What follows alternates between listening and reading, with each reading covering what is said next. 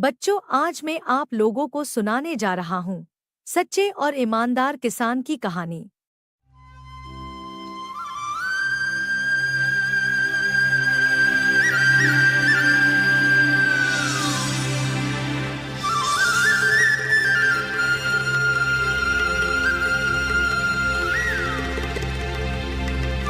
एक समय की बात है।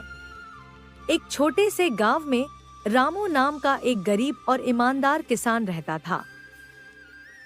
रामू के पास थोड़ी सी जमीन और कुछ पशु थे, जिनसे वह अपनी रोजी रोटी कमाता था। वह हमेशा खुश रहता और अपने काम में लगा रहता।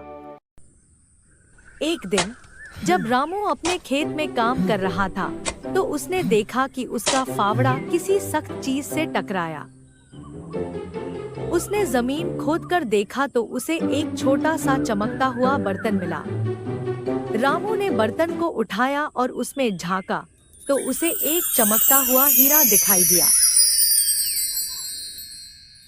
रामू बहुत हैरान हुआ, लेकिन उसने तुरंत सोच लिया कि यह हीरा उसका नहीं हो सकता। उसने सोचा कि किसी ने इसे जरूर खो दिया होगा। रामू ने तय किया कि वह इस हीरे को गांव के मुखिया को सौंप देगा ताकि इसका असली मालिक इसे वापस पा सके। रामू ने वह बर्तन और हीरा उठाया और सीधा मुखिया के घर चला गया।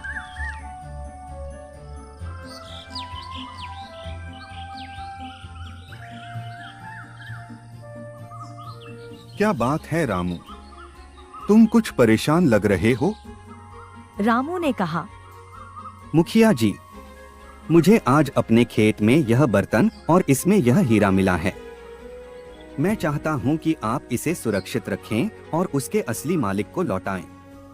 मुखिया रामू की ईमानदारी देखकर बहुत प्रभावित हुआ। उसने कहा, रामू, तुम्हारी ईमानदारी की जितनी भी तारीफ की जाए वह कम है। मैं इस हीरे का असली मालिक ढूंढने की कोशिश करूंगा, लेकिन अगर कोई इसे लेने नहीं आया तो यह तुम्हारा होगा। मुखिया ने गांव में घोषणा कर दी कि जो कोई भी अपना खोया हुआ हीरा पहचान सके, वह आकर उसे ले जाए। लेकिन कई दिनों तक कोई भी उस हीरे का दावा करने नहीं आया। अंत में मुखिया ने रामू को बुलाया और कहा, रामू, इस हीरे का कोई भी मालिक सामने नहीं आया, इसलिए अब यह हीरा तुम्हारा है। रामू ने विनम्रता से कहा, मुखिया जी, मैं इस हीरे को नहीं रख सकता। मुझे यह उपहार भगवान ने दिया है और मैं इसे भगवान के मंदिर में दान कर दूंगा। रामू ने हीरे को गांव के मंदिर में दान कर दिया। उसकी ईमानदारी और त्याग की कहानी पूरे गांव में फैल गई और सभी लोग उसकी प्रशंसा करने लगे।